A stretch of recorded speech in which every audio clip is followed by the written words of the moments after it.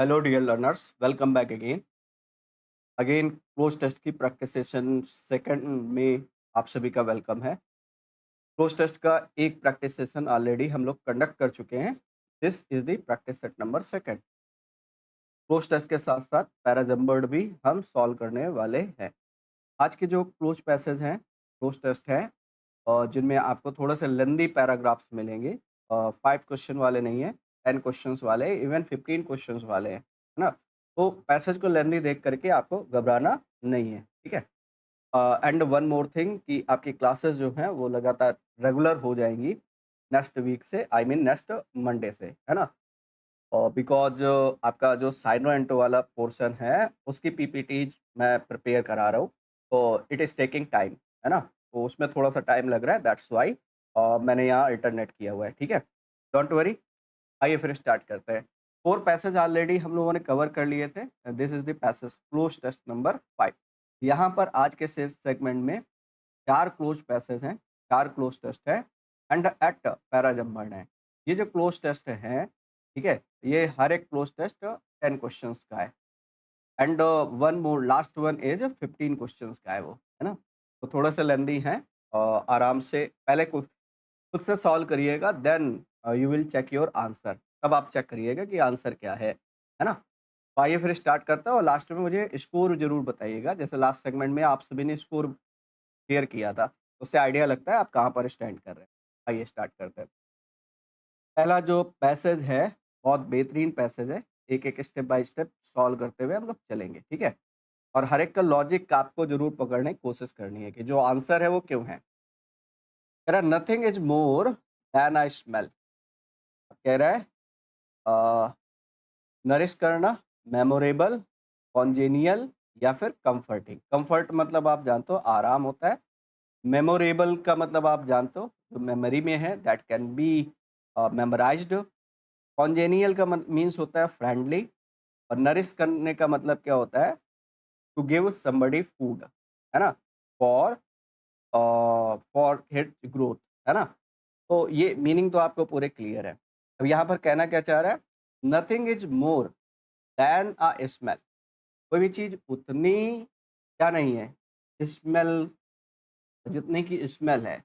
अब यहाँ पर अगर आप देखेंगे तो फ्रेंडली का कोई मीनिंग नहीं, कंफर्टिंग का कोई मीनिंग नहीं है। नरिश करने का मतलब फूड देना होता है। यहाँ पर memorable will be your correct answer. अब मेमोरेबल के साथ क्यों जा रहे हो उसका लॉजिक आपको आगे ही पता चलेगा, लेकिन फिलहाल यहाँ पर मैं इतनी बात बता दूं, तो जो स्मेल होती है वो बाकी सभी चीज़ों से ज़्यादा मेमोरेबल होती है ना। ये कहना चाह रहा है जो आपकी सेंसेस हैं उनमें से जो स्मेल है वो सबसे ज़्यादा मेमोरेबल होती है ना। ये कहना चाह रहा है। पहला क्लियर हो गया, सेकंड वाले पे आते हैं। अरे वन कैन बी अनएक्सपेक्टेड। अब आपको सेकंड फिल करना है। Scent, vision, aroma, emotion. वैसे मैंने आपको बताया था कि एक काम आपको करना है, पहले रीड द पैसेज थॉरोली। आपको पूरा पैसेज रीड कर जाना है ना, without without reading the options, है ना। एक बार उससे आइडिया लग जाएगा पैसेज किस बारे में है, किन चीज़ों को लेकर के पैसेज में डिस्कशन किया गया है ना। अब यहाँ पर आपको बताना है वन कैन बी अनएक्सपेक्टेड। देखो विजन का तो कोई मीनिंग है नहीं, क्योंकि we are talking about smell, है ना। तो स्मेल के बारे में बात कर रहे हैं, तो विजन और इमोशन जो हैं ये दोनों ऑप्शन जो हैं वो इनकरेक्ट हो गए। अब आपके पास दो ऑप्शन है, या तो आप सेंट के साथ जाएंगे या तो आप एरोमा के साथ जाएंगे। एरोमा मीनिंग होता है pleasant smell. It means pleasant smell, fragrance जिसको कहते हो आप, प्लीजेंट स्मेल। अच्छा, दोनों वर्ड ऑलमोस्ट क्लोज हैं। इसका इट मीन्स भी smell, sometimes we can pleasant smell. अब यहाँ ऐसे क्वेश्चंस के लिए आपको नीड पड़ती है कि इनको कैसे सॉर्ट आउट करें। भाई दोनों का मीनिंग स्मेल से है, अब इनमें से एक करेक्ट आंसर है, दैट इज सेंट। अब सेंट को क्यों पिक कर रहे हो, एरोमा को क्यों स्किप कर रहे हो। पहली बात वो, ये जो एरोमा है वो pleasant smell of food, usually ये फूड की स्मेल के लिए हम यूज करते हैं।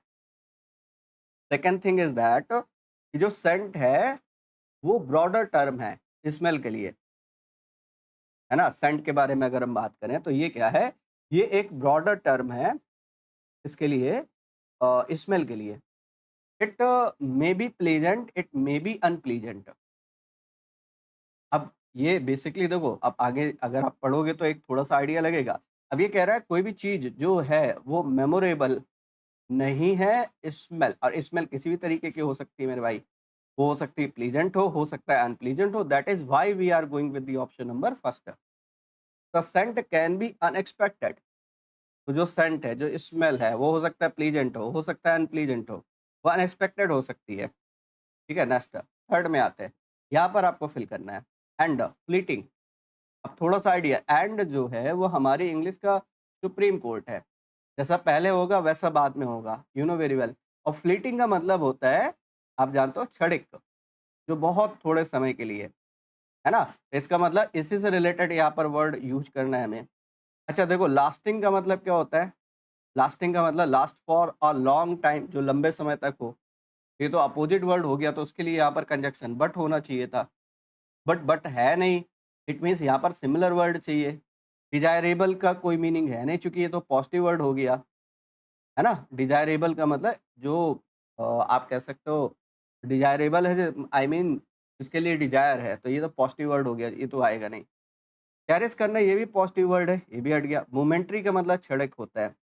एक वर्ड होता है मोमेंटरी, एक होता है मोमेंटस। मोमेंटस मीन्स होता है इम्पोर्टेंट, मोमेंटरी मीन्स होता है क्षणिक, फ्लीटिंग जिसको कहते हो, टेम्परेरी जिसको कहते हो। तो ये जो सेंट है, वो अनएक्सपेक्टेड हो सकती है, वो मोमेंटरी हो सकती है एंड फ्लीटिंग हो सकती है ना? होप सो ये आंसर आपको समझ में आया होगा। यहाँ पर मैं मोमेंटरी के साथ क्यों जा रहा हूँ? लास्टिंग को क्यों यहाँ पर एंड के बाद अगर नेगेटिव वर्ड है तो आपको वैसे ही वर्ड यहाँ पर फिल करना है। That is why we are going with the option number third. Hope so आप समझ गए होंगे ऐसा क्यों किया। नेक्स्ट चलता है एट, फ्लीटिंग एट। कह रहा है आप a childhood summer beside a lake in the mountains. अब कह रहा है कंज्यूर करना, कौन कॉक्ट करना, बिल्ड करना, इस्टेब्लिश करना, इस्टेब्लिश स्थापित करना, बिल्ड बनाना, कंज्यूर इसी से कंज्यूरर बनता है ना? कंज्यूर कर देने का मतलब क्या कर देना? मैजिक कर देना, है ना? और एक वर्ड है आपका कौन सा? Concoct. Make something unusual by mixing something, किसी चीज को अनयूजुअल बना देना, है ना? मेक समथिंग, आप इसको ऐसे लिख सकते हो, make something unusual, unusual by mixing different things, by mixing different things, ये इसका मीनिंग है। अब एक चीज समझो, पता है कहना क्या चाह रहा है? कि जो सेंट है वो अनएक्सपेक्टेड हो सकती है, वो मोमेंटरी हो सकती है, टेम्परेरी हो सकती है, वो फ्लीटिंग हो सकती है, एट फिर भी। अब अपोजिट एट जो है ये किस तरीके के कंजक्शंस है, मैंने कहा था ना कंजक्शंस वाइटल रोल प्ले करते हैं आपके इंग्लिश ग्रामर में, है ना, कॉम्प्रिहेंशन में। तो एट अपोजिट बात बताएगा, है ना? अब अपोजिट बात बताएगा तो इसका मतलब वैसे तो ये अनएक्सपेक्टेड है, फ्लीटिंग है, टेम्परेरी है, फिर भी कैसा है, ये मैजिक कर देने वाली स्मेल है। ये जो सेंट है वो एक तरीके से मैजिक कर देती है, ये कहना चाह रहा है। कंज्यूर अप कर देती है। अब क्या-क्या बातें बता रहा है, देखो, childhood summer beside a lake in the mountains, another a moonlit beach, a third a family dinner of a pot roast and sweet potatoes. Smell, अब यहाँ से नेक्स्ट क्वेश्चन आपका स्टार्ट होता है। स्मेल, ठीक है, that net softly in are, है ना? स्मेल जो है, अब ये जो वर्ड है ना, दैट नेट, इसका इट मीन्स होता है एक्सप्लोड करना। स्मेल जो है वो एक्सप्लोड करती है, कैसे? सॉफ्टली, धीरे-धीरे, है ना? इन आर और किसमें? अब बताओ ज़रा। Intellect, memory, mood, rape repertory. अब इन तीनों चारों के बारे में पहले बात करते हैं। पहले तो एक-एक करके समझते हैं। देखो, इंटेलेक्ट का मीनिंग क्या होता है? Power of mind, think and learn, है ना? Power of mind, think and learn. इसका तो मीनिंग नहीं बनेगा, होप सो। अच्छा, मूड और मेमोरी में आप कंफ्यूज होगे, उसके पहले इसको सॉल्व कर लेते हैं। ये क्या होता है? Performance of various place. तो सर ये भी मीनिंग नहीं बनेगा, अलग अलग तरीके के जो प्लेज है उनका जो संग्रह है उसको बोलते हो। तो ये देखो, ऑप्शन दो एलिमिनेट कर लिए। अब या तो मूड होगा और या तो मेमोरी होगा। अब स्मेल जो है, जो बात कहना चाह रहा है, धीरे-धीरे, सॉफ्टली वो एक्सप्लोड करेगी। किसमें? अरे हमारे मूड में नहीं, हमारे मेमोरी में, है ना? ये mood for a short term, वही सेम ब्रॉडर टर्म के लिए आप क्या यूज़ करोगे? मेमोरी। यहाँ पर करेक्ट आंसर होगा ऑप्शन नंबर सेकंड। लाइक 6 वाले पे आइएगा। कह रहा है poisonous, dangerous, massive, salubrious, land mines mines. अब कहना क्या चाह रहा है? कह रहा है कि धीरे-धीरे एक्सप्लोड करेगा, है ना? हमारे मेमोरी में। जिस तरीके से जो सैलुब्रियस लैंड माइन्स है, सैलुब्रियस का मतलब होता है बहुत ही होलसम, जैसे मैसिव मीन्स विशाल, डेंजरस मतलब खतरनाक, पॉइज़नेंट मीन्स सैड हो गया, है ना? तो कह रहा है कि जिस तरीके से जो लैंड माइल्स है, वो भी कैसे? सैलुब्रियस, बहुत ही होलसम लैंड माइल्स है। 7 वाले पे आते हैं नेक्स्ट, और यहाँ पर आपको फिल करना है 7 में, under the weedy moss of years, है ना? वो जो सैलुब्रियस लैंड माइल्स है, जो कि वीड मतलब वैसे घूंघट होता है, आवरण होता है जिसको कहते हो। मास का आप जानते हो। रॉब मतलब लूटना होता है। अच्छा, पहला जो ऑप्शन एलिमिनेट करोगे वो ये है। रॉब का यहाँ पर कोई मीनिंग नहीं समझ में आ रहा है। वो जो लैंड माइन्स है और जो कि under the weedy moss of years है, इट मीन्स उनमें क्या है? हाइड है, हिडन है। तो जो सैलुब्रियस लैंड माइन्स है, जो कि हिडन है कहाँ पर? Under the weedy moss of years. Same उसी तरीके से ये जो स्मेल है, वो हमारे माइंड में धीरे-धीरे क्या होती है, वो वाली बात बता रहा है ना? नेक्स्ट वाले पे आते हैं, hit a trip wire of smell and memories. क्या कह रहा है? Hit a trip wire of smell. Smell और मेमोरीज की जो ट्रिप वायर है, उसको हिट करना। क्या कह रहा है? वो किस तरीके से हिट करेगी?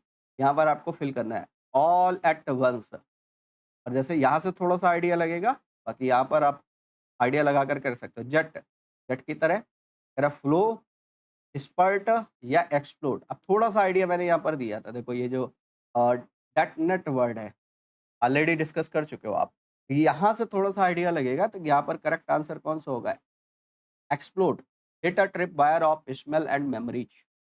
स्मेल और मेमोरीज के जो ट्रिप वायर है, उनको हिट करना कैसा है? वो एक तरीके का विस्फोट है, अचानक होने वाला विस्फोट है, एक्सप्लोड है एक तरीके से। लास्ट वाले पे आते हैं 9, कह रहा है of vision.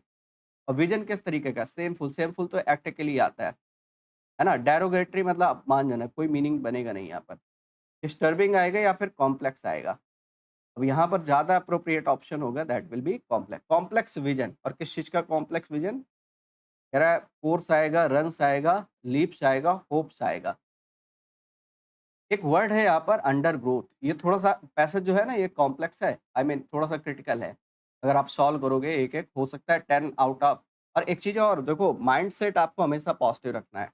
While you are attending close test, तो आपका आपका जो माइंडसेट है वो हमेशा पॉजिटिव होना चाहिए। अगर 10 में आउट ऑफ 3 भी आए हैं ना, तो बी हैप्पी। और ये मैं क्यों कह रहा हूँ बी हैप्पी, है ना? क्योंकि 3 सही हो गए हैं या 5 आए हैं आउट ऑफ 10 आउट ऑफ 5।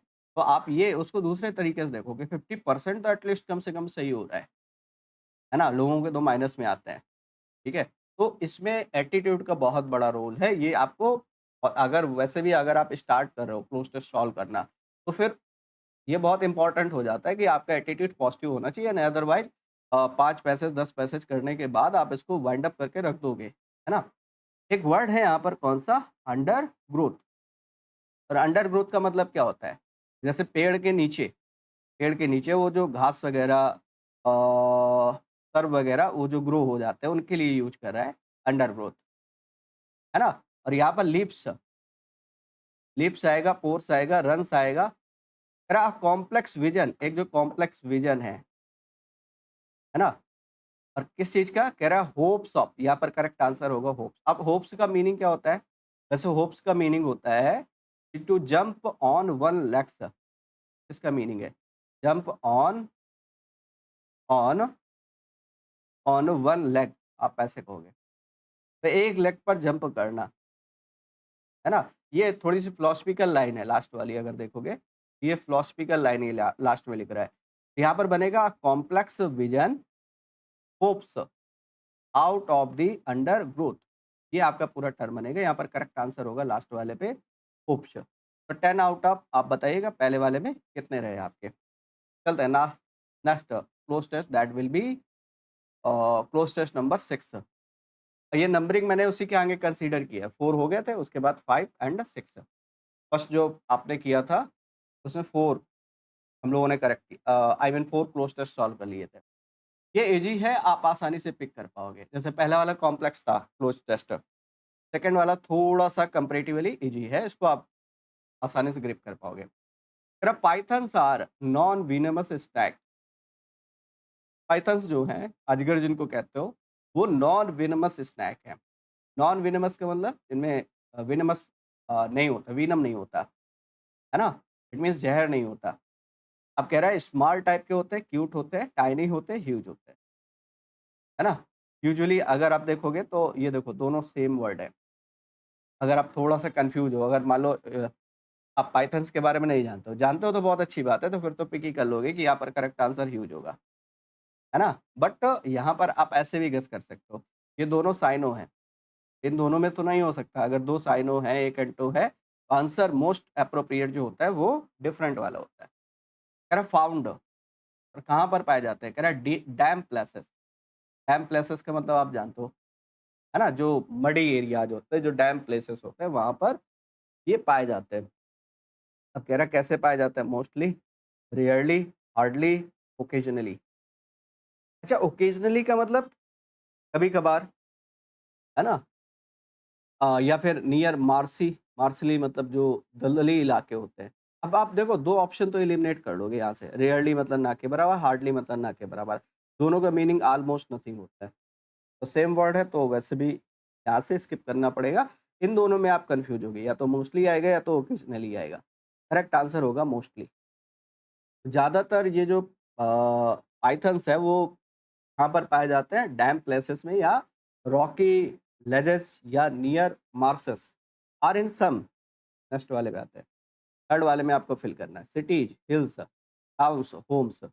हो सकता है वैसे तो कन्फ्यूज़ हो, लेकिन थोड़ा-सा आपको आइडिया मिल गया है। जब ये रॉकी की बात कर रहा है, रॉक की बात कर रहा है ना? यहाँ पर ऑब्वियस सी बात है, सिटीज़, टाउन्स और होम्स तो आप नहीं पिक करोगे, करेक्ट आंसर होगा हिल्स। कह रहा rocky ledges near marshes are in some hills. 4 they are considered, इनको कंसीडर किया जाता है to be the most primitive. Primitive का मतलब होता है बहुत ही प्राचीन, है ना? प्रिमिटिव का मीनिंग होता है बहुत ही प्राचीन। कह रहा द लिविंग स्नैक्स। अब इनका मीनिंग तो वैसे एनक्लोज़ सरफेस के अंदर कोई चीज़ है, तो उसके लिए आप इनका यूज़ करते हो। ओवर का मतलब ऊपर होता है, एडजेक्टिव वर्टिकल हो तो वहाँ पर आप ओवर यूज़ करते हो। दोनों ऑप्शन तो हट गए। बिटवीन 2 के बीच में और अमंग मोर देन 2 के बीच में। यहाँ पर कह रहा है जो लिविंग स्नैक्स हैं, है ना? उनमें अगर हम बात करें तो ये सबसे ज़्यादा प्रिमिटिव है, सबसे ज़्यादा प्राचीन है। ऑप्शन नंबर 3 हो जाएगा। लिविंग स्नैक 5 वाले पे आ जाओ। स्नैक्स तो because but and, but opposite one लेकिन किंतु परंतु, बिकॉज़ क्योंकि, रीज़न तो रिजल्ट, एंड सेम टाइप की चीज़ों को कनेक्ट करेगा। Living snake they retain the traces of hind limbs. अरे सबसे ज़्यादा प्राचीन है, सबसे ज़्यादा प्रिमिटिव है लिविंग स्नैक्स में। इसलिए अब आगे जो बात बता रहे हो वो उसका क्या बता रहे हो आप? रीज़न नहीं बता रहे हो, रिजल्ट बता रहे हो। तो देखिए बाकी बट तो नहीं आएगा, एंड तो नहीं आएगा, सो और बिकॉज़ में ही आप कन्फ्यूज़ हो सकते हो। बिकॉज़ रीज़न बताता है तो बिकॉज़ तो यहाँ लगेगा नहीं, मीनिंग नहीं देगा, यहाँ पर करेक्ट आंसर होगा show. So they retain the traces of hind limbs. तो इनमें हिंड लिम्स के ट्रेसेस देखने को मिलते हैं, ये कहना चाह रहा है। और 6 वाले पे आते हैं। कह रहा एरा इन द फॉर्म, और कौन सी एरा की बात कर रहा है बताइएगा? लिम्स ऑफ, कह रहा बायगॉन, प्रेजेंट, लेटेस्ट, रिसेंट। अब देखो क्वेश्चन को सॉल्व करने की टेक्निक समझो। अब हो सकता है आप लेटेस्ट के साथ चले जाओ, हो सकता है रिसेंट के साथ चले जाओ, प्रेजेंट के साथ चले जाओ, लेकिन टेक्निक समझो। लेट जो मीनिंग लेटेस्ट का है वही मीनिंग रिसेंट का है, वही मीनिंग प्रेजेंट का है। और बायगॉन्स मतलब जो बीत चुका है, बहुत पुराना। इट मीन्स 3 सेम है, एक डिफरेंट है, जो डिफरेंट है वही आंसर होगा, इट मीन्स बायगॉन्स। तो bygone era in the form, है ना? तो बाईगॉन एरा का मतलब जो एरा बीत चुकी है, जो एरा जा चुकी है। इन द फॉर्म, अच्छा फॉर्म के बाद आपको प्रपोजिशन लगाना है, इन, ऑन, फॉर, ऑफ, तो यहाँ पर करेक्ट आंसर आ जाएगा ऑफ। ऑफ हॉर्नी क्ला लाइक स्पर्श, ये जो हिंड लिम्स है वो किस तरीके से है वो बता रहा है। In the form of horny क्ला लाइक स्पर्श विच आर प्रेजेंट, टेस्ट वाले पे आ जाइए। कह रहा है विच आर प्रेजेंट, जो कि प्रेजेंट है, और कहाँ पर, कह रहा है आइदर साइड ऑफ एनस, जो कि एनस के दोनों साइड पर प्रेजेंट है, जो कि एनस के दोनों साइड पर प्रेजेंट। अब यहाँ पर ओवर, एबव, ऑन या इन। अब मान लो कोई चीज़ है किसी सरफेस में, जैसे मान लिया बोर्ड है, यहाँ पर कोई चीज़ है इस पे, है ना? तो इसके लिए क्या यूज़ करोगे? ऑन। जैसे हैंड पर आपने कोई टैटू बना रखा है, तो आप क्या यूज़ करोगे उसके लिए? ऑन। ठीक है? तो ऑब्वियस सी बात है on either side of, on either side of, और यहाँ पर नंबर चेंज कर लीजिएगा, यहाँ पर 9 होगा। The anus, an anus, a anus, the anus. Body parts के साथ क्या करते हो? आर्टिकल द यूज़ करते हो, तो द एनस आएगा। These these kind these hind limbs are functionless, और ये जो हिंड लिम्स हैं ये फंक्शनलेस हैं। कह रहा female pythons, with female pythons, on female pythons, among या फिर इन। तो you are going with the option number D, D in female pythons. यहाँ पर 10 कर लीजिएगा, नंबरिंग थोड़ा सा डिस्टर्ब है, यहाँ पर ये 9 था और ये आपका 10 था।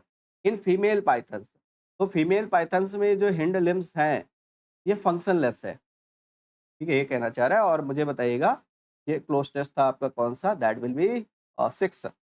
और मुझे बताइएगा 6 में टोटल नंबर आप क्वेश्चन 10 थे और आपने कितना स्कोर किया। नेक्स्ट चलते हैं, क्लोज टेस्ट नंबर 7। पहला वाला बहुत ट्रिकी था, सेकंड तो आपने ठीक है, और 7 भी ठीक है, बेटर है। यू कैन अटेम्प्ट इजीली, है ना? थोड़ा सा अगर मीनिंग समझ में आ जाएगा तो।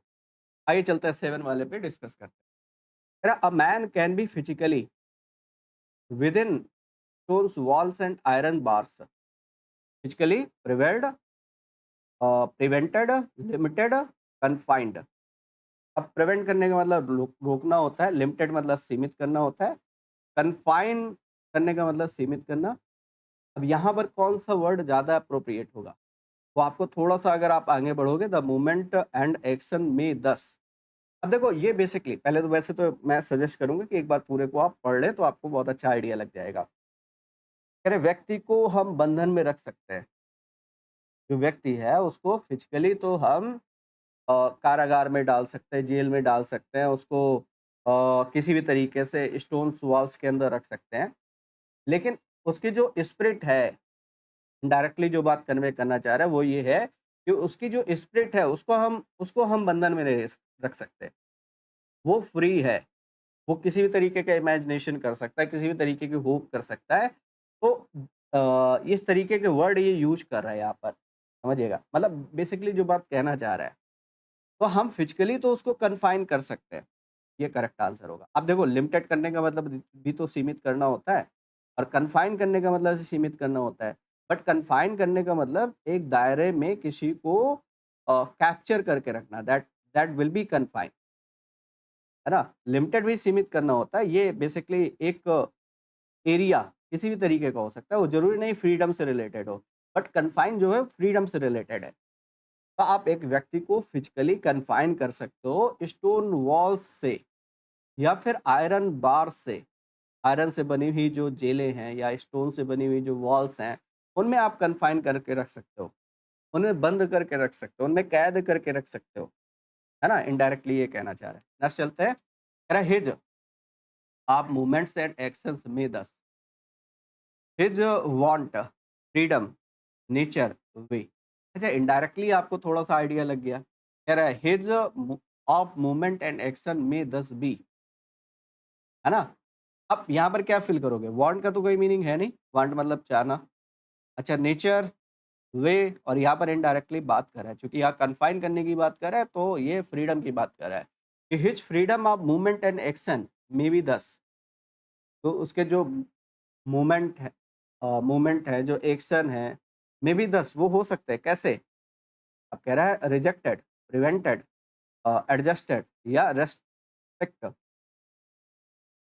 अब ये कहना क्या चाह रहा है कि उसके जो मूवमेंट्स हैं, जैसे आपने किसी व्यक्ति को कैद करके रखा है, तो उसके जो मूवमेंट हैं, जो एक्शंस हैं, में 10 बी रिस्ट्रिक्टेड, उनको तो रेस्ट्रिक्ट कर सकते हो आप।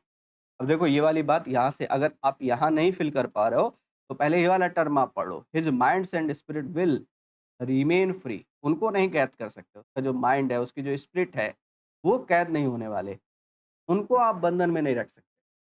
वो जो व्यक्ति उस व्यक्ति की जो इमेजिनेशन है, उस व्यक्ति की जो स्पिरिट है, उसको आप कन्फाइन नहीं कर सकते। यहाँ पर करेक्ट है। अच्छा, रिजेक्टेड नकारना होता है, रिजेक्ट करना, टर्न डाउन करना, है ना? प्रिवेंटेड मतलब रोकना होता है, एडजस्ट करना आप जानते हो। यहाँ पर क्योंकि फ्रीडम की बात कर रहा है, तो ये वर्ड ज़्यादा एप्रोप्रिएट है। Option number 3। नेक्स्ट चलते हैं 4th। But his minds and spirit will remain free. अब यहाँ पर क्या कह रहा है? सेल्डम आएगा, ना के बराबर, ऑफ़न, हार्डली। अच्छा, इन दोनों का मीनिंग इनडायरेक्टली सेम ही है, ऑलमोस्ट नथिंग, ऑलमोस्ट नथिंग। ये तो पहले एलिमिनेट कर दो। अच्छा, ऑफ़न, अक्सर, स्टिल। अब ये क्या कहना चाह रहा है? बट हिज 4th वाले, but his minds and spirit will still remain free. आपने फिजिकली तो उसको कैद करके रखा है, लेकिन अभी भी जो उसका माइंड है, जो उसकी स्पिरिट है, वो बिल्कुल फ्री है, रिमेन फ्री। वो फ्री है, उसको फ्रीडम है, वो कुछ भी सोच सकता है, वो कुछ भी होप कर सकता है, वो कुछ भी इमेजिनेशन कर सकता है ना? इनडायरेक्टली ये कहना चाह रहा है, स्टिल का मतलब फिर भी।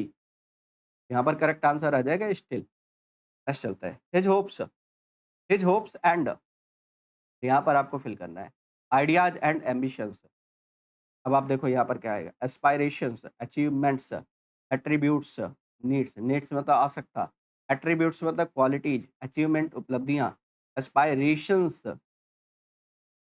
अब ये एक एक टर्म आप पढ़ो, एंड लगा है, एंड से सेम चीज़ों को कनेक्ट करोगे। कह रहा है उसके जो होप्स है, उसके जो होप्स हैं, उसके जो आइडियाज़ हैं, उसके जो एम्बिशंस हैं, तो इनमें से क्या करोगे? उसकी जो आवश्यकता है नहीं, उसके जो एट्रीब्यूट्स है, क्वालिटीज़ नहीं, उसके जो अचीवमेंट है नहीं, एस्पायरेशन, उसकी जो अभिलाषाएँ हैं, उसके जो आइडियाज़ है, उसके जो होप्स है, उसके जो एम्बिशंस है, वो अभी भी उसके साथ है, will still remain with him.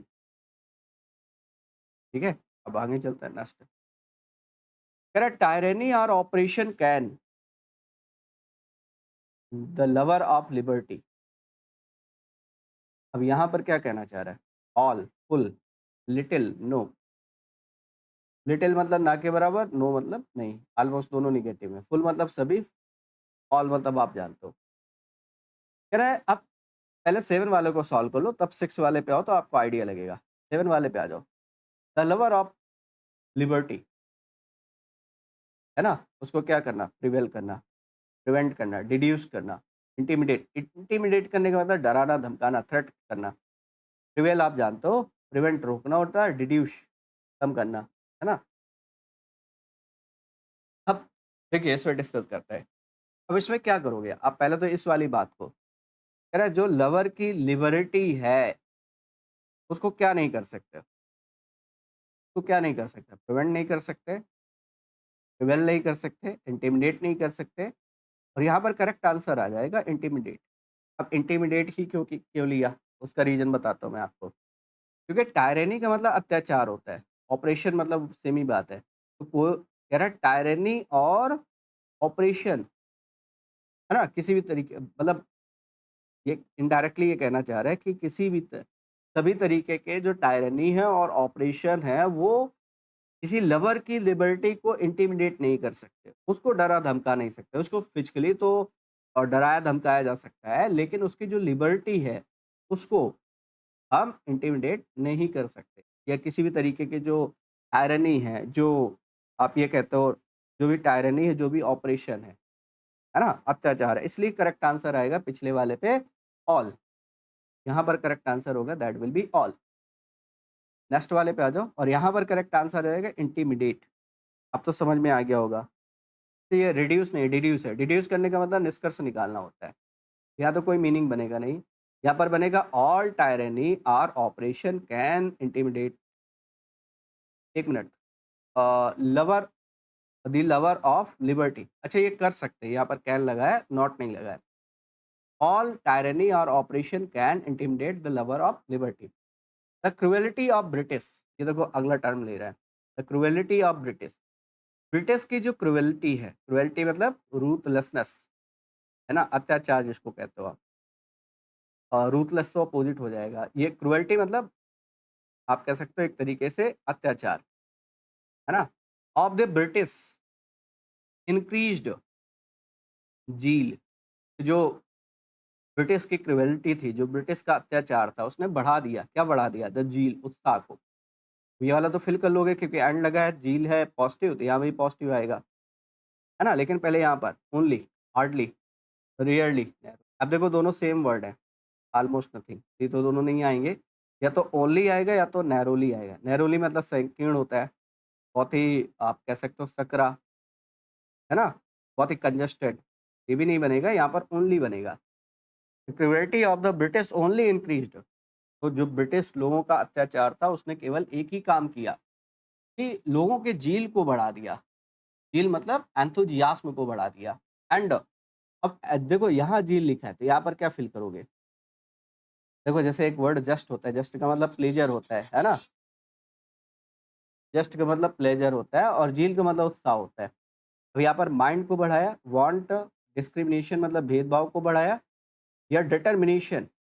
अब वैसे तो हो सकता है कि आप डिस्क्रिमिनेशन ले लो, लेकिन बट यहाँ पर एंड लगा है तो सेम वर्ड चाहिए। ये पॉजिटिव वर्ड है तो यहाँ भी पॉजिटिव चाहिए। ये दोनों तो पहले आपने एलिमिनेट कर देने हैं। या तो डिटर्मिनेशन आएगा या डिस्क्रिमिनेशन आएगा, और यहाँ पर करेक्ट आंसर होगा दैट विल बी डिटर्मिनेशन। तो जो ब्रिटिश की क्रुएल्टी थी उसने इंक्रीज कर दिया किसको? कह रहा ज़ील को और डिटर्मिनेशन को। और किसका? कह रहा ऑफ द फ्रीडम फाइटर्स। तो फ्रीडम फाइटर्स के ज़ील को और डिटर्मिनेशन को इंक्रीज कर दिया। यहाँ पर 9 कर लीजिएगा, ये 9 है। ठीक है, और यहाँ पर 10 हो जाएगा। कह रहा है no prison, no operation can ever the invincible spirit of man. अब ये कहना क्या चाह रहा है? कह रहा है कोई भी जो प्रिजन है, कोई भी जेल है, नो ऑपरेशन कोई भी अत्याचार, कैन एवर वो कभी भी इनविंसिबल स्पिरिट ऑफ मैन, जो मैन की इनविंसिबल स्पिरिट है उसको क्या नहीं कर सकते। कह रहा है किंडल, किंडल मतलब होता है सुलगाना, जलाना जिसको आप कहते हो। रिजेक्ट मतलब नकार देना। लोअर आप जानता है, एक्सटिंग्विश करने का मतलब बुझाना। कह रहा है जो इनविंसिबल स्पिरिट है उसको एक्सटिंग्विश नहीं कर सकते। वो किसी भी तरीके का जेल हो, किसी तरीके का ऑपरेशन हो, वो किसी व्यक्ति विशेष को, किसी लवर को या किसी व्यक्ति विशेष को फिजिकली तो वो कैद कर सकते हैं, लेकिन उनकी स्पिरिट को कभी भी नहीं बुझा सकते। यहाँ पर करेक्ट आंसर होगा एक्सटिंग्विश। होप सो इसमें भी आपको बताना है 10 आउट ऑफ आपका स्कोर क्या है। अब ये क्लोज टेस्ट नंबर 7 था जो हम लोगों ने सॉल्व किया। Now move to close test number 8। ये थोड़ा-सा लेंदी है और आज वाले में पीक्यूआरएस के क्वेश्चन बहुत ज़बरदस्त हैं। मज़ेदार है, आप सॉल्व करोगे तो आपको आइडिया लगेगा, है ना? आइए फिर स्टार्ट करते हैं और इसमें नियर अबाउट 15 क्वेश्चंस हैं। आइए सॉल्व करते हैं सर। पहला कह रहा है the first flat we lived in our marriage very well. कह रहा है रिकलेक्ट, डेकोरेट, फॉरगेट, फर्नेस। अब एक-एक टर्म को हम समझने की कोशिश करते हैं पहले, ठीक है? डेकोरेट करने का मतलब सजाना, इसी को एडॉर्न बोलते हो, इसी को ब्यूटीफाई बोलते हो, इसी को डेकोरेट कहते हो, एम्बेलिश बोलते हो। There are so many terms जो आप पढ़ते हो। फॉरगेट मतलब भूलना होता है। फर्निश करने का मतलब आप कहते हो कि टू, आप कह सकते हो कि specially to provide furniture in a room, है ना? That is called furnish. Recollect करने का मतलब याद करना। अब यहाँ पर देखो कह रहा है the first flat we lived in. अब यहाँ पर कौन सा मीनिंग बन रहा है? लेकिन जब इस वाले टर्म को पहले तो एक बार पूरा रीड कर लो, आपको बहुत अच्छा आइडिया लग जाएगा। अब ये इनडायरेक्टली कहना क्या चाह रहा है? कहना ये चाह रहा है कि याद करो first flat we lived in, first flat जिसमें हम रहे थे, है ना? वी लिव्ड इन जिसमें हम रहे, अरे उसको रिकलेक्ट करो, याद करो। ये option sorry option number first हो जाएगा, रिकलेक्ट करना। ये इम्परेटिव सेंटेंस है, वर्ब की फर्स्ट फॉर्म से स्टार्ट हो रहा है। ये सब वर्ब की फर्स्ट फॉर्म ही लिखी है। यहाँ पर कह रहा है फर्निश करने की बात नहीं कह रहा है, वो मैं थोड़ा-सा आइडिया दे दूँ आपको। बेसिकली ये कोई कपल है जो अपने बारे में बात बता रहा है ना? इनकी मैरिज हुई और मैरिज होने के बाद किसी फ्लैट में बड़ी मुश्किल से इनको कोई फ्लैट मिलता है जो कि बहुत ही चीप है, उसमें ये स्टे करते हैं। वहाँ पर वो बेसिकली रहते हैं कुछ समय के लिए, है ना? वही बात कहना चाह रहा है कि भाई याद करो पहला फ्लैट, फर्स्ट फ्लैट को जहाँ पर हम रहे थे और कब रहे थे? Our marriage very well. अब यहाँ पर अरे बिफोर मैरिज, आफ्टर मैरिज और ड्यूरिंग मैरिज या फॉर मैरिज, है ना? ड्यूरिंग मैरिज तो नहीं होगा, मैरिज के दौरान तो नहीं कह पाओगे। फॉर आवर मैरिज तो ये भी मीनिंग नहीं बनेगा, या तो बिफोर या तो आफ्टर, और यहाँ पर करेक्ट आंसर आ जाएगा आफ्टर मैरिज। तो आप कहोगे सर बिफोर मैरिज भी तो हो सकता है। बिल्कुल भाई हो सकता है। तो आपके मन में एक अलग फितूर चल रहा है तो मैं क्या ही कह सकता हूँ। यहाँ पर आएगा आफ्टर आवर मैरिज। हमारी मैरिज के बाद जहाँ पर हम जिस फ्लैट में रहे, है ना? अरे उसको रिकलेक्ट करो, उसको याद करो। अब आगे चलते हैं। I was not much and Radha was a student. I was not, Radha एक स्टूडेंट थी। अभी आगे से थोड़ा-सा कॉन्टेक्स्ट क्लियर हो रहा है। कि राधा एक स्टूडेंट थी और मैं बहुत ज़्यादा क्या नहीं कर रहा था, ऑब्टेन नहीं कर रहा था, पे नहीं कर रहा था, अर्न नहीं कर रहा था, कलेक्ट नहीं कर रहा था। यहाँ पर करेक्ट आंसर हो जाएगा अर्निंग। और वो वाली पॉइंट भी अभी क्लियर होगा, क्योंकि ये क्या करते हैं, एक चीप फ्लैट लेते हैं। यहाँ से आइडिया लगेगा कि भाई इसका मतलब है ये व्यक्ति जो है, जो ऑथर जो अपनी बात बता रहा है, उसको बहुत अच्छी सैलरी नहीं मिल रही है। बहुत थोड़ा अमाउंट अर्न कर पा रहा है। इसी वजह से वो एक चीप फ्लैट लेते हैं। आगे थोड़ा-सा कॉन्टेक्स्ट क्लियर होगा इसका। यहाँ पर क्या होगा, यहाँ पर नॉट अर्निंग मच, मैं बहुत ज़्यादा अर्न नहीं कर रहा था। और जो राधा थी, जो वाइफ़ है उसके बारे में बात बता रहा है, वाज़ जस्ट अ स्टूडेंट, वो एक स्टूडेंट थी। अब यहाँ पर भी फिल करना है। जस्ट, फॉर्मली, हार्डली, फास्ट, और यहाँ करेक्ट आंसर होगा just. Radha was just a student. ठीक है? आंसर क्या हो जाएगा? That will be first. Next चलते हैं। So our weekly income was very small. अब यहाँ से देखो थोड़ा, ये बेसिकली देखो, यहाँ पर जो थर्ड वाला फिल कर रहे थे ना, अब उसका कॉन्टेक्स्ट यहाँ दिया है। हमारी जो वीकली इनकम है वो बहुत कम है ना? दैट इज़ व्हाई हम वहाँ पर अर्निंग यूज़ कर रहे हैं। अब यहाँ पर ऑब्टेन करने का मतलब पाना, पे करना, कलेक्ट करना, ये तो मीनिंग नहीं बनेंगे, ऑब्वियस सी बात है। नेक्स्ट, अब यहाँ पर कह रहा है नेक्स्ट वाले पे, small and we simply to find a cheap flat. अब यहाँ पर हैव, विल हैव, हैड और हैव हैड। अच्छा, लास्ट जब मैंने आपको क्लोज टेस्ट सॉल्व कराया था तो वहाँ पर एक बात बताई थी। तो रिमेंबर, आपको याद है? मैंने कहा था कि एक नज़र आपके टेंस पर रहनी ही चाहिए, क्योंकि क्वेश्चन बनाएगा। ज़रूरी नहीं कि आपने एक टेस्ट क्लोज टेस्ट सॉल्व किया, उसमें टेंस पर बेस्ड क्वेश्चन नहीं मिले तो फिर आगे नहीं मिलेंगे। बिल्कुल पॉसिबिलिटी पूरी-पूरी है। इसलिए एक नज़र टेंस पर ज़रूर रखा करो। जैसे बिलीव्ड पास्ट हो गया, सही है? वॉच पास्ट हो गया, वॉच पास्ट हो गया, वॉच पास्ट हो गया, है ना? इट मीन्स प्रेजेंट, और पास्ट वाले में पास्ट ही आता है, प्रेजेंट आते नहीं। करेक्ट आंसर इस वजह से, that is why we are going with the option number second. कह रहा है and we simply had to find a cheap flat. बड़ी मुश्किल से हमें क्या मिला? एक चीप फ्लैट मिला। कह रहा है looking over lots of places, बहुत सारे प्लेसेस। अब यहाँ पर क्या होगा? अपॉन, इन, आफ्टर, है ना? अबाउट। क्या मीनिंग देखो क्या कह रहा है कि बहुत सारे प्लेसेस को इन्होंने देखा, उस देखने के बाद इनको एक कोई सस्ता सा चीप सा फ्लैट मिला। यहाँ पर करेक्ट आंसर होगा after. After looking over lots of places, we 7 by आ जाइए। अरे we found one that we could, we found, अब यहाँ पर we would have, could, had. अच्छा, एक सिंपल सी बात आपके मन में देखो, कई सारी चीजें हो सकता है चल रही। पहली बात, मैंने कहा हैव को एलिमिनेट किया। क्यों किया? कि सर हमारी स्टोरी पास्ट में चल रही है, हैव तो नहीं आएगा। सर लेकिन वुड तो पास्ट में आ जाता है, कुड तो पास्ट में आ जाता है, हैड भी पास्ट में आ जाता है, फिर इनमें डिफरेंसेस देखो। अच्छा, वुड और कुड है, दीज आर दी मॉडल्स, ये मॉडल्स हैं। And you know very well कि मॉडल्स के बाद हमें क्या चाहिए सर? वर्ब की first form. I hope you are pretty sure कि मॉडल के बाद ऑलवेज वर्ब की फर्स्ट फॉर्म आती है। और यहाँ पर ये सेकंड या थर्ड फॉर्म यूज कर रहा है ये। तो वुड के बाद फाइंड आना चाहिए था। अब देखो ये फाइंड की फॉर्म्स देखो, find, found, found. Find means पाना होता है ना, तो फाइंड, फाउंड, फाउंड। बट जब आप फाउंड लिखते हो तो इसकी फॉर्म बन जाती है founded and founded, founded and founded. ये फाइंड होता है पाना, इस फाइंड का मतलब है स्थापना करना। दोनों अलग अलग बातें। यहाँ पर कह रहा है फाउंड, जो कि सेकंड फॉर्म है, फर्स्ट फॉर्म नहीं है। वो सॉरी थर्ड फॉर्म है। और थर्ड फॉर्म है तो देखो वुड और कुड इस वजह से एलिमिनेट हो गए क्योंकि इनको बेस फॉर्म चाहिए। यहाँ करेक्ट आंसर होगा हैड। और यहाँ पर वो स्थापित करने की बात नहीं कर रहा है, एस्टैब्लिश करने की बात नहीं कर रहा है। कह रहा है हमने बहुत सारे प्लेसेस देखे तब जा करके हमें एक चीप फ्लैट मिला, है ना। We had found one that, हम पा सके, क्या पा सके, कह रहा वन दैट वी कुड, है ना।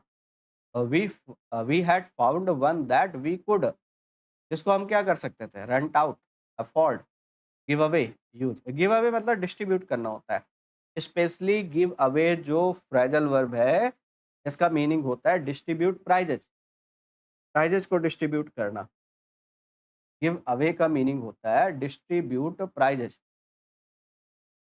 डिस्ट्रीब्यूट प्राइजेज, प्राइजेज को डिस्ट्रीब्यूट करना, ये गिव अवे का मीनिंग है। यूज जानते हो, अफोर्ड जानते हो, रेंट आउट मतलब स्पेशली रेंट के लिए देना। अब ये कोई लैंड ऑनर्स तो है नहीं, ये तो ऑलरेडी। अब इन दो ऑप्शंस में आप कंफ्यूज हो गए, या तो रेंट आउट लगाओगे या अफोर्ड लगाओगे। अब ये लैंड ओनर्स नहीं है, ये टेनेंट है। टेनेंट मतलब होता है किराएदार, जिनको कहते हो आप।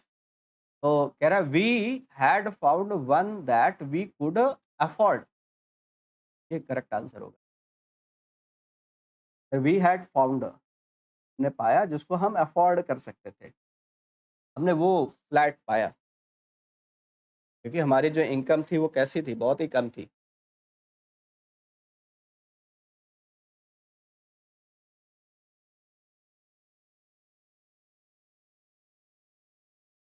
बोलते हैं संग। फिर आगे बढ़ते हैं नेक्स्ट।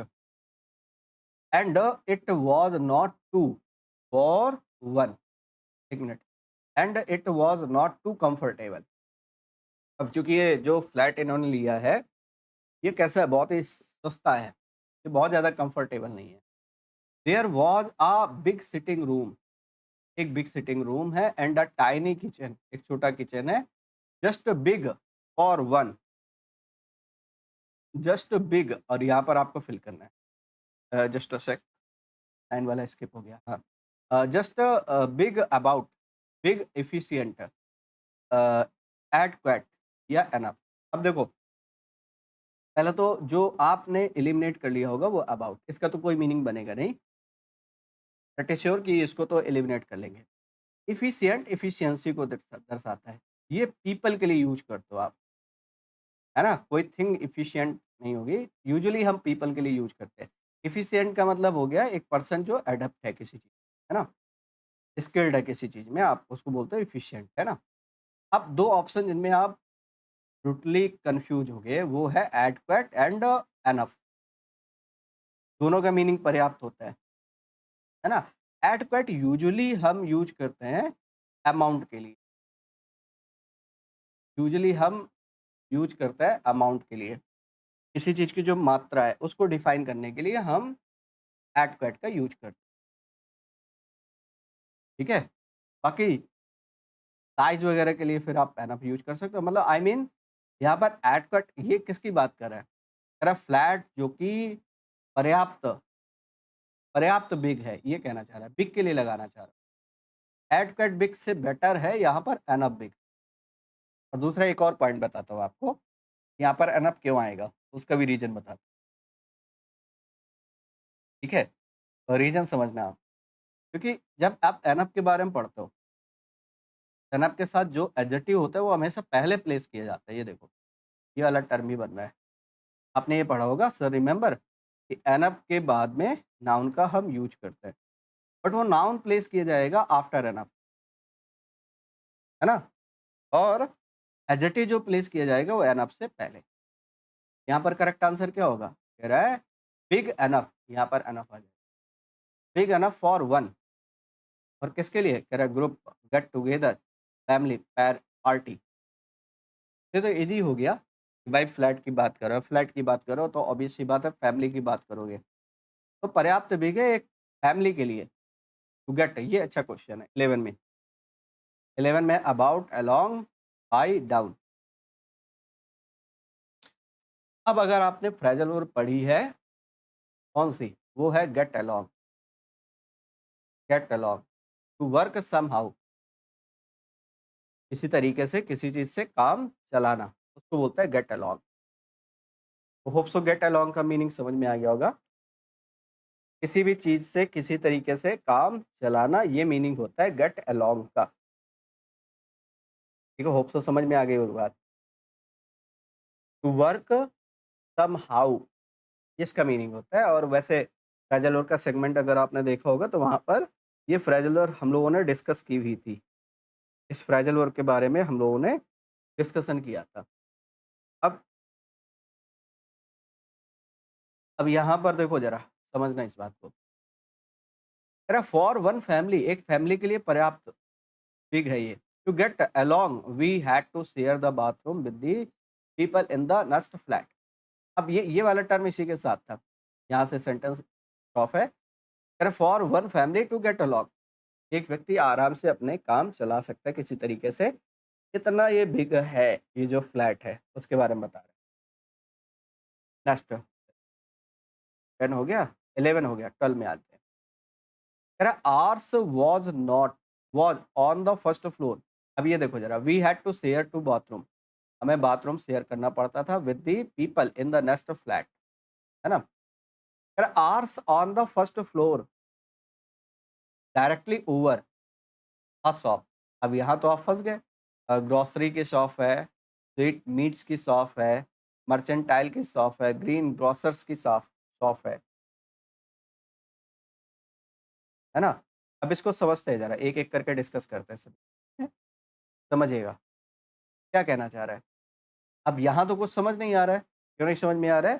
क्योंकि आपको करना क्या है, सिंपली एक काम करना है कि आपको इस क्वेश्चन को यहाँ पर सॉल्व नहीं करना है, आपको इस क्वेश्चन को आगे चल के सॉल्व करना है।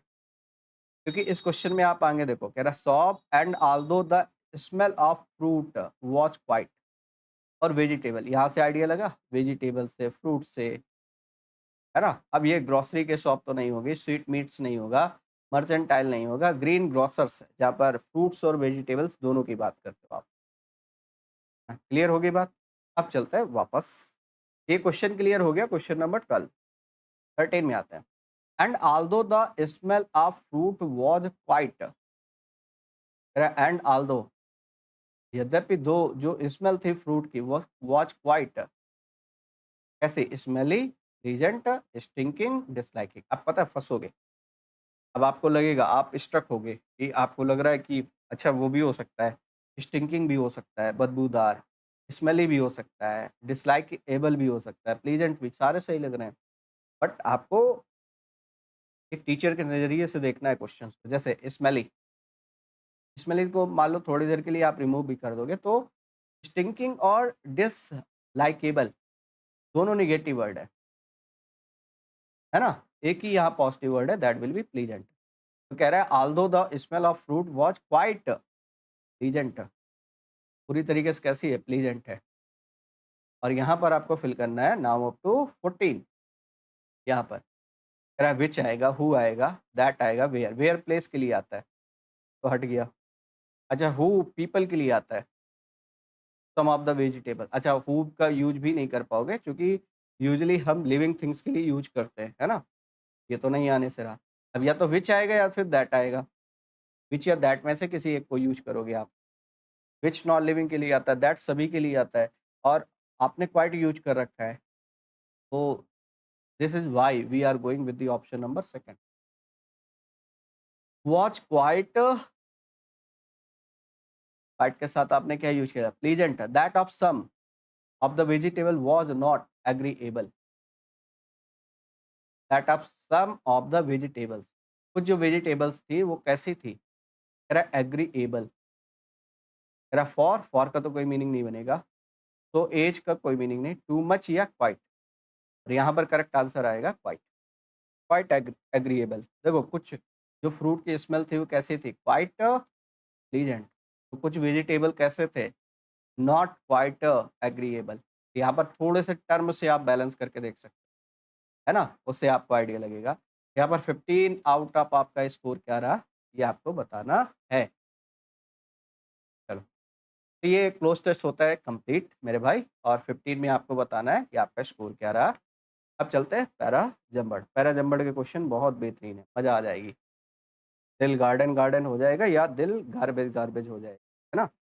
अब वो देखना पड़ेगा, गार्डन गार्डन होने वाला है या गार्बेज गार्बेज होने वाला है। ठीक, आइए सर स्टार्ट करते हैं पैरा जंबर्ड। पैरा जंबर्ड में पहला क्वेश्चन है। वैसे इसके पहले 6 क्वेश्चन हमने सॉल्व कर लिए थे, आज वाले में टोटल 8 क्वेश्चन। ठीक है, we can give him and let him do nothing to lock up a man is one of the cruellest punishment. अब एक एक चीजें, पहले तो यहाँ से देखो सर, क्यू से हम स्टार्ट नहीं कर सकते, एंड से। क्यू स्टार्टिंग है, हट गया। इससे स्टार्ट नहीं कर सकते, एस भी स्टार्टिंग। या तो आर से स्टार्ट होगा या तो पी से। और ज़्यादातर स्टूडेंट, मैं आपका आंसर बताऊं, आप इसके साथ जा रहे हो, है ना? क्यों? क्योंकि आपको लग रहा है कि टू से भी नहीं स्टार्ट कर सकते, जबकि ये करेक्ट है। To lock up a man, तो इसका पूरा मीनिंग समझना। आर से भी हम मीनिंग निकालेंगे, आर को फर्स्ट में रख करके, और पी को फर्स्ट में रख करके भी हम मीनिंग को फाइंड आउट करने की कोशिश करेंगे। अब हम पहले समझते हैं। पहले हम एक काम करते हैं, पहले कि हम पूरे को कंप्लीट एक मीनिंगफुल बनाने की कोशिश करें। पहले मैं समझाता हूँ, पूरा टर्म ध्यान से समझना। ये मैंने कहा to lock up a man, एक व्यक्ति को कैद करना, है ना? व्यक्ति को लॉक कर दिया, एंड डू नथिंग, और कुछ भी ना करने देना। तो लॉक कर दिया, दूसरा and let him do nothing, आप कुछ भी नहीं करने दे रहे, है ना? और ये पूरा का पूरा सब्जेक्ट है, और इसके लिए वर्ब ये आ रही है, is one of the coolest punishment, ये सबसे बड़ा पनिशमेंट है। वी कैन गिव हिम, जो हम उसको दे सकते हैं। और यहाँ पर करेक्ट आंसर होगा ऑप्शन नंबर फर्स्ट। ये देखो मेरे भाई, ये है क्वेश्चन को सही करने की अप्रोच। हालांकि आप, मैं फिर से रिपीट करूं, आप में से कई ऑप्शन नंबर बी के साथ जा रहे होगे, बट एक प्रॉब्लम और है, देखो जरा। वी कैन गिव हिम, यहाँ तक तो सही है। Is one of the cruellest punishment, अब ये इससे कनेक्ट नहीं कर पाओगे आप, और कनेक्ट भी कर लिए तो मीनिंग नहीं बना पाओगे, है ना? फिर यहाँ से आप इसको आगे नहीं कनेक्ट कर पाओगे। ये एक्चुअली क्या है, देखो एक चीज, यहाँ पर आर के साथ क्यू का पेयर है, ये मैंडेटरी पेयर है, आर क्यू। कह रहा है to lock up a man, एक व्यक्ति को लॉक कर देना, and let him do nothing, उसको कुछ भी न करने देना। यही सबसे बड़ा पनिशमेंट है, और ये पूरा एक पनिशमेंट है। ये पूरा जो एक्ट आप बताना चाह रहे हो कि व्यक्ति को लॉकअप कर दिया और उसको कुछ करने नहीं दे रहे हो, ये कौन कह रहा है? देखो ये जो एज लगा रहा है ना, as one of the cruellest punishment, ये कौन सा क्रूलेस्ट पनिशमेंट है? वो यही है जो आर और क्यू में मेंशन कर रहा है। तो आर क्यू के साथ एस, इतना आपको फाइंड आउट करना है। अब पी अगर पहले लग जाता तो पहले लगा देते, लास्ट में लगा तो लास्ट में लगा लो। जैसे अगर आप आर क्यू एस देखोगे तो आर क्यू एस, अब पी तो बाद ही मिल रहा है, यहाँ पर एस आर क्यू मिल रहा है, तो वो पेयर नहीं बन रहा है, इसलिए correct answer first. Hope so आपको समझ में आ गई होगी बात। आगे चलते हैं। Purity of our life depends on much of the happiness and of our companions and friends are making a wise choice, चलिए सॉल्व करते हैं। पहले तो ऑफ से स्टार्ट नहीं करोगे, आर फर्स्ट नहीं होगा। एक और चीज, ठीक है, हाँ यही आप एलिमिनेट कर सकते हो। बाकी अब इसको देखो, चेक करते हैं। ये एंड है, एंड के पहले नाउन है द हैप्पीनेस, एंड के बाद भी नाउन आएगा, लास्ट में एंड है, इसका मतलब है कि स्टार्टिंग में नाउन होगा। या तो ऑफ लगा है, या तो आर लगा है ना? और ज़्यादा अप्रोप्रिएट ये हो रहा है, देखो जरा, क्यू के साथ पी, क्यू पी। अब इसको राउंड एक बार देखो क्लियर बना करके, much of the happiness and purity of our life depend on, हमारी जो ज़्यादातर हैप्पीनेस है और प्योरिटी है हमारी लाइफ की, वो डिपेंड करती है और किस बात पर डिपेंड करते हैं। एक और यहाँ पर पेयर बन रहा है, पता है क्या? तो पहले तो ये देखो क्यू के साथ पी कहाँ आया है? क्यू के साथ पी, क्यू के साथ पी, है ना? और क्यू के साथ पी, एक ही ऑप्शन एलिमिनेट हुआ है। बाकी 3 ऑप्शन अभी भी अच्छा एक और आर तो पहला हो गया ना, तो ये भी एलिमिनेट हो गया। 2 एलिमिनेट हो गए, अब ये 2 क्या एस पहला हो सकता है, फर्स्ट हो सकता है? Our making a wise choice, इसके बाद आर ऑफ आर कंपेनियन में भी हो सकता है। अच्छा इसमें देखो ज़रा, इसको बाद में रख सकते हैं क्या एसआर? अब एसआर पहले आएगा या एसआर बाद में आएगा? ये क्वेश्चन है सबसे बड़ा यहाँ पर, है ना? अब देखो इसको डिस्कस करते हैं। कह रहा much of the happiness and purity of our life depend on, हमारी जो ज़्यादातर हैप्पीनेस और प्योरिटी है वो हमारी लाइफ की वो डिपेंड करती है, किस बात पर डिपेंड करती है? इस बात पर डिपेंड करती है कि our making a wise choice of, इस बात पर डिपेंड करती है कि हम किस तरीके के कंपेनियंस और फ्रेंड्स को बना रहे हैं। अब ये वाली बात पहले नहीं रख पाओगे, our making a wise choice of our companion and friends, फिर इसको कनेक्ट नहीं कर पाओगे। इट मीन्स क्यूपी जो है वो पहले आएगा, हालांकि पेयर दो दो बन रहे हैं यहाँ पर। एक पेयर बन रहा है एस के साथ आर का, और सेकंड पेयर बन रहा है क्यू के साथ पी का। ये 2 पेयर बन रहे हैं। अब उन दोनों को सही ऑर्डर में कैसे लगा पाओगे? सही ऑर्डर में ऐसे बनेगा कि क्यूपी पहले आएगा और एसआर बाद में आएगा। जब ऐसा है, इसलिए करेक्ट आंसर आपका कौन-सा होगा? That will B second. पूरे को राउंड करके देख लो। हमारी जो हैप्पीनेस है और प्योरिटी है हमारी लाइफ की, वो डिपेंड करती है हमारी चॉइस पर, कि हमारी चॉइस कैसी है, हम किस तरीके के कंपेनियंस बना रहे हैं, किस तरीके के फ्रेंड्स बना रहे हैं। वैसे ही हमारी लाइफ होगी, वैसे ही हमारी हैप्पीनेस होगी। फिर हम बैठ कर के रोते हैं, है ना? इसलिए और एक बात बड़ी अच्छी मैं कई बार बताता हूँ आपसे, कि हज़ार मूर्खों के साथ बैठने से अच्छा है कि खुद अकेले बैठो, सिंगल रहो। अपने ऊपर देखो, सिंगल रहने का एक और फ़ायदा है, बहुत बड़ा फ़ायदा है। सिंगल का मतलब वो वाला सिंगल नहीं, सिंगल का मतलब ये है कि सिंपली आप जब अकेले होगे, तो आपका टाइम वेस्ट होगा, तो आपको फ़ील होगा कि भाई टाइम वेस्ट हो रहा है। और फिर पता है कब तक आप नहीं पढ़ोगे, फिर आपको लगेगा कि यार बेवजह ही मैं टाइम वेस्ट कर रहा हूँ, ऐसा करता हूँ मैं पढ़ ही लेता हूँ। फिर धीरे-धीरे वो जो टाइम खुद पर इन्वेस्ट करोगे ना, वहाँ से इम्प्रूवमेंट होता है। तो 4 मूर्खों के साथ बैठने से अच्छा है कि खुद अकेले रहो। अकेले रहोगे तो उसका बेनिफिट आपको लाइफ में ज़रूर देखने को मिलेगा। आगे चलते हैं। ऑन अर्थ, ये भी ट्रिकी क्वेश्चन है, फँसोगे इस पे भी।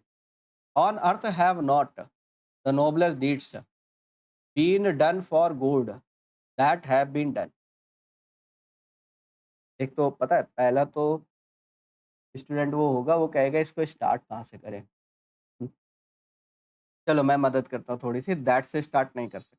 ये ओपनिंग स्टेटमेंट नहीं हो सकता, एस विल बी, आर भी ओपनिंग स्टेटमेंट नहीं हो सकता। अब या तो पी से स्टार्ट करोगे या तो क्यू से, ठीक है? दोनों से कर सकते हैं। अब चलते हैं सर, समझना इस बात को। एक और टर्म क्लियर बनाते हैं। हैव नॉट, और हैव के साथ क्या चाहिए? वर्ब की थर्ड फॉर्म। समझना मेरी बात। हैव के बाद क्या चाहिए? वर्ब की थर्ड फॉर्म चाहिए। On earth have not been done for good. क्या पी के साथ आर का मैंडेटरी पेयर बन सकता है? ये वाली बात समझ। जी हाँ, पी के साथ आर का मैंडेटरी पेयर बन सकता है। तो हमने एलिमिनेट कर लिया है। पी आर हमें निकालना है। पी आर मतलब प्यार निकालना है, एक चीज़, है ना? ये हो गया। अब फिर वही कहानी, क्यूएस, ये देखो यहाँ से हमें एक क्लू और मिल गया कि क्यू के साथ एस का पेयर बनना ही बनना है। अब क्वेश्चन इज़ दैट कि क्यूएस पहले आएगा या क्यूएस बाद में आएगा? ये वाली बात। अब इसको समझना पड़ेगा। तो वो क्या कहना चाह रहा है? कह रहा एक और पॉइंट है यहाँ पर, पता है क्या? ये जो दैट लगा है, दैट क्या है? रिलेटिव प्रोनाउन है। और रिलेटिव प्रोनाउन के बाद ये वर्ब जो लगा रहे हो हैव, ये किसके लिए? ये रिलेटिव प्रोनाउन आ किसके लिए रहा है? ये आ रहा है डीड्स के लिए। डीड्स नाउन, भाई आरपी का काम क्या है? रिलेटिव प्रोनाउन का काम क्या है? वो किसी न किसी नाउन के लिए तो यूज़ होगा। वो भी क्लियर है कि क्यू के साथ एस का पेयर बनेगा। वो तो वैसे भी यहाँ ऑप्शंस भी क्लियर कर पा रहे हो। कह रहा द नोबलेस्ट डीड्स, जो सबसे अच्छा काम है, दैट हैव बीन डन, जो कि किए गए हैं। और कहाँ पर किए गए? कह रहा है on earth have not the noblest deeds. देखो एक बात फिर से समझना, कह रहा है ये कहना चाह रहा है the noblest deeds that have been done. कह रहा है जो noblest deeds that have been done, जो किए गए on earth have not been done for good, वो गुड के लिए नहीं किए गए, है ना? अब उसको वापस उल्टा रख करके करो कि मैंने कहा क्यूएस को पहले रखा था, पीआर को बाद में रखा, तो ये मीनिंग बना। अब पीआर को पहले रख करके देखो, on earth have not been done for good. नहीं, नहीं, नहीं, नहीं। ये करेक्ट आंसर क्या होगा? ये करेक्ट आंसर होगा ऑप्शन नंबर थर्ड, क्यूएसपीआर। कैसे डिफाइन करो? फिर से देख लो। कह रहा है द नोबलेस्ट डीड्स, जो सबसे नोबल डीड्स है, हैव बीन डन, जो कि किए गए ऑन अर्थ, पृथ्वी पर, have not been done for good, वो सोने के लिए नहीं है। ये करेक्ट आंसर होगा option number third. Is often worse than to make him sad, to hurt a person's heart, breaking his head. आ जाओ सर, चेक करते हैं, मजा आ जाएगी, दिल गार्डन गार्डन हो जाएगा। ऐसा क्वेश्चन है। चलो एक तो क्लू पहले यहाँ फाइंड आउट करा देता हूँ मैं आपको। देखो चेक करते हैं इसको। पहली बात, पी ओपनिंग स्टेटमेंट नहीं हो सकता, इससे स्टार्ट करा है। पी ओपनिंग स्टेटमेंट नहीं हो सकता, ठीक है? बाकी तो नहीं एलिमिनेट कर पाओगे। चलो अब बाकी देखते हैं। देखो इसमें चेक करते हैं। अब ये क्या कहना चाह रहा है? पहले आर वाले स्टेटमेंट को आप देखो। आर वाले में क्या कह रहा है? To hurt a person's heart, है ना? कह रहा है व्यक्ति के हार्ट को हर्ट करना, व्यक्ति के दिल को हर्ट करना, है ना? टू मेक हिम सैड, तो दुखी करना। Is often worse than breaking his head. अब बन गया देखो ये टर्म। फिर समझना मैंने क्या कहा। कह रहा है सब इज ऑफन वर्स देन, ये बुरा है, किस चीज से ज्यादा बुरा है? कह रहा है ब्रेकिंग हिज हेड, उसके हेड को ब्रेक करने से भी ज्यादा। बड़ी फिलोसफिकल लाइन है, फिर समझना कि व्यक्ति के दिल को तोड़ना, तुम मजाक मौज मस्ती में जो लोगों को लोगों का हार्ट जो है वो ब्रेक करते हो, वही वाली बात कह रहा है कि to hurt a person's heart, किसी के दिल के तोड़ना और उसको करना, इज ऑफन वर्स देन, ये बहुत बुरा है। किससे? कह रहा है ब्रेकिंग हिज हेड, उसके हेड को ब्रेक करने, है ना? ये बनेगा। इट मीन्स देखो आर के साथ क्यू, ये जो कह रहा है इज ऑफन वर्स देन, ये क्या चीज खराब है? कि किसी का आप दिल तोड़ रहे हो, उसको दुखी कर रहे हो, ये ज्यादा खराब है किससे? उसके हेड को ब्रेक करने से। इससे बेहतर है कि उसका सर धड़ से अलग कर दिया जाए, है ना? यहाँ पर कौन सा बनेगा? देखो क्यू के साथ, आर के साथ क्यू, आर के साथ क्यू, ये तो ये बना है आर क्यू पी, ये बना ना आर क्यू पी। देखो हाँ है आर क्यू पी, फर्स्ट में नहीं है, इसमें नहीं है, ये वाला है आर क्यू पी एस। ठीक है, गुड, बहुत बढ़िया, माइंड ब्लोइंग क्वेश्चन था भाई। आ जाओ नेक्स्ट वाले पे डिस्कस करते हैं। ये तो पिक भी कर पाओगे क्योंकि ये थोड़ा सा कंपेरेटिवली इजी है। Be stored with indifference, with kind words. अच्छा प्रॉब्लम पता है कहाँ होती है? पैराजम्बड़ में कई बार ये छोटे छोटे स्टेटमेंट देता है, वहाँ पर फिलोसफिकल लाइन डाल देता है, वहाँ पर आपको प्रॉब्लम होती है। फिर पता है बच्चे क्या ढूंढ रहे होते हैं? वो ढूंढ रहे होते हैं अच्छा ये सब्जेक्ट है, ये वर्ब है, ये ऑब्जेक्ट है ना, ये अदर वर्ड है, ऐसे वो बना रहे होते हैं। वो वहाँ बनता नहीं है। बनने का मतलब इन द सेंस कई बार बन भी जाएगा, लेकिन ज़रूरी नहीं कि वो एक्यूरेटली वैसे बने, क्योंकि जो फिलोसफिकल लाइन्स होते हैं उसमें कई बार वो ग्रामर के साथ कंप्रोमाइज़ कर जाता है। आ जाओ देखो डिस्कस करते हैं। कह रहा मच मोर, अब मैं देखो कनेक्ट कर रहा हूँ। Bestowed with indifference with kind what's in much more a small gift accompanied acceptable than a large gift. एक तो मैं कह रहा हूँ क्यू के साथ पी एस का पेयर बना लो। ऐसा मैं क्यों कह रहा हूँ कि क्यू के साथ एस का पेयर बना लो? रीजन यहाँ पर मच मोर आ रहा है और यहाँ पर देन आ रहा है, ये देखो। तो क्या क्यू के साथ एस का पेयर बना? जी हाँ, क्यू के साथ एस का पेयर बना। ठीक है? क्यूएस ढूँढो पहले। क्यूएस कहाँ पर है? फर्स्ट वाले पे नहीं है, इस वाले पे नहीं है, इस वाले पे नहीं है, एक ही जगह है। ये लो आंसर हो गया।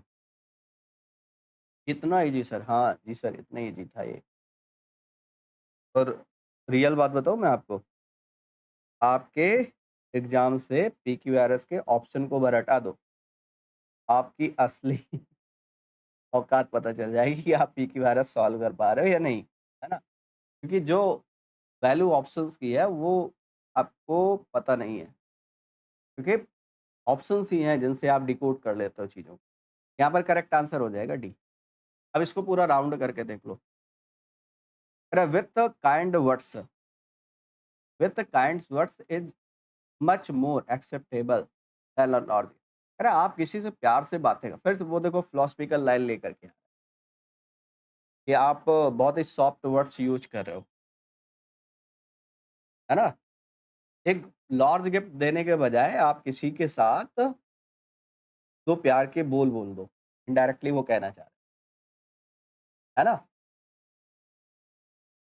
ये बन गया आर जस्ट अ सेकंड। अब इसको पूरा राउंड करके देख लेते हैं।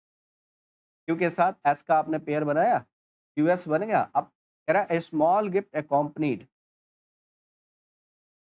अब पूरा राउंड करके इसको देख लो। आर के साथ क्यों? I small gift accompanied with kind words, एक छोटा सा गिफ्ट जो कि जिसके साथ सॉफ्ट वर्ड्स हैं, is much more acceptable than a large gift bestowed with indifference. उदासीनता के साथ दिया गया एक जो लार्ज गिफ्ट है, वो उतना बेहतर नहीं है जितना कि एक छोटा सा गिफ्ट सॉफ्टर वर्ड्स के साथ दिया जा रहा है। ये अगेन फिलोसफिकल लाइन से 11 क्लियर नेक्स्ट।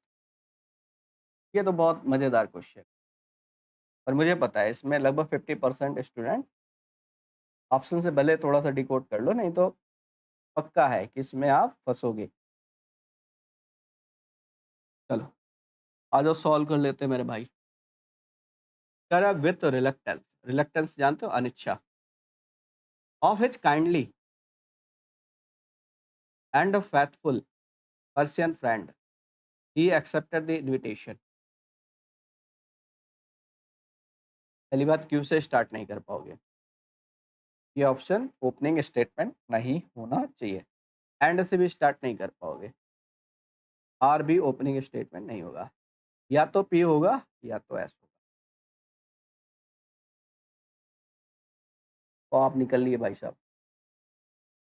पता है, मैं आंसर बताऊं उसके पहले आपने ये वाला आंसर टिक कर रखा है। मैं बता रहा हूँ आपको, आप हंसे मत, आपकी जो बत्तीशी बाहर आ रही है, ठीक है, आई मीन जो दिखला के आप हंस रहे हो, है ना? एस जो है वो फर्स्ट, आपने आंसर लगा दिया है, आई एम श्योर आपने आंसर लगा दिया। लेकिन जरा एक बार देखो, तेरा एस के बाद क्यों आया? He accepted the invitation of his kindly and faithful, kindly with reluctance. अब देखो यहाँ फंसोगे आप अगर आपने एस को लगाया, क्योंकि एस तो है ही नहीं। करेक्ट आंसर जो है दैट विल बी फर्स्ट। अब मैं ऐसा क्यों कह रहा हूँ, उसके पीछे का रीजन समझो। एंड हमेशा दो सेम चीज़ों को कनेक्ट करेगा, यहाँ फेथफुल है या काइंडली है। ये देखो, of is kindly and faithful Persian friend, ये लो बन।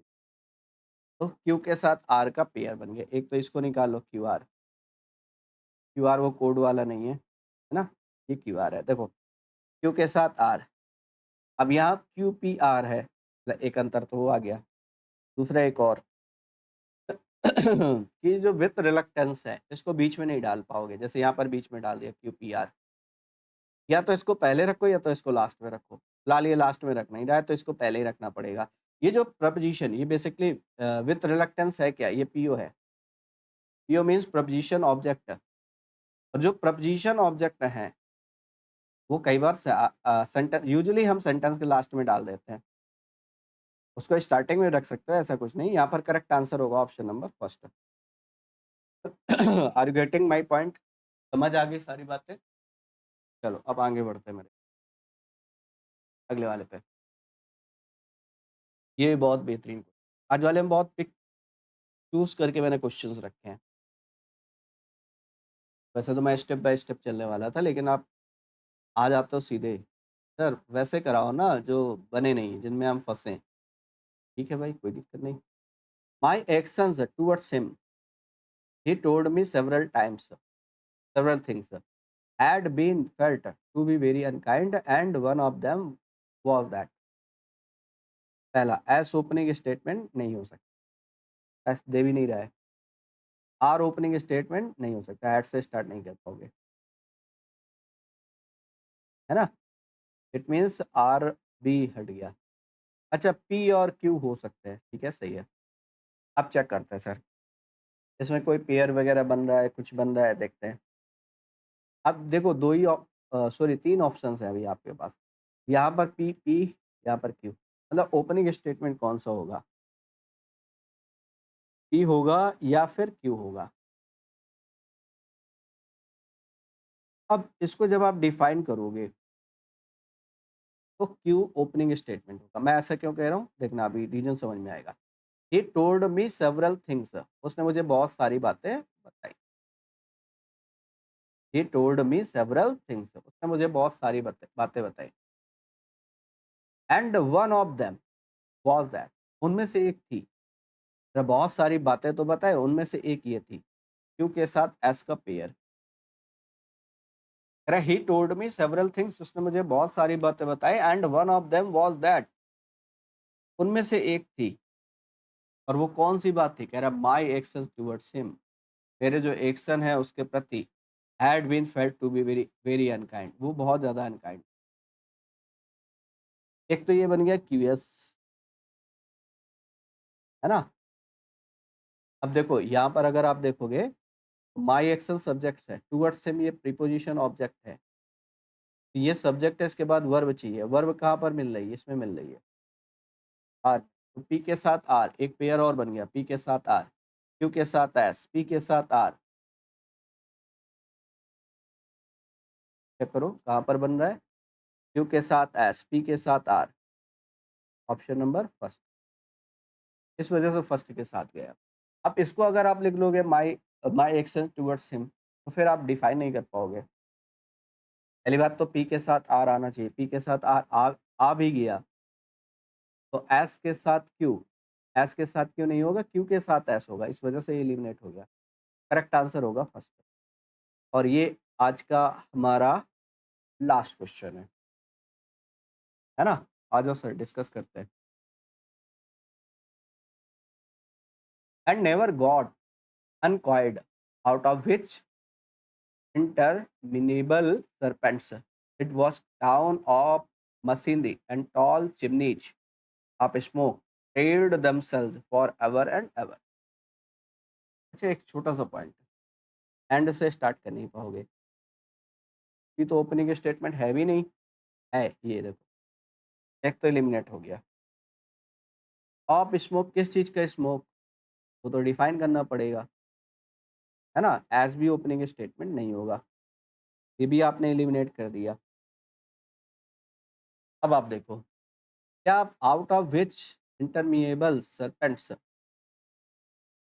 It was a town of machinery, यहाँ आर ओपनिंग स्टेटमेंट हो सकता है, ये ज़्यादा अप्रोप्रिएट लग रहा है, क्योंकि बजाय आर ज़्यादा अप्रोप्रिएट लग रहा है।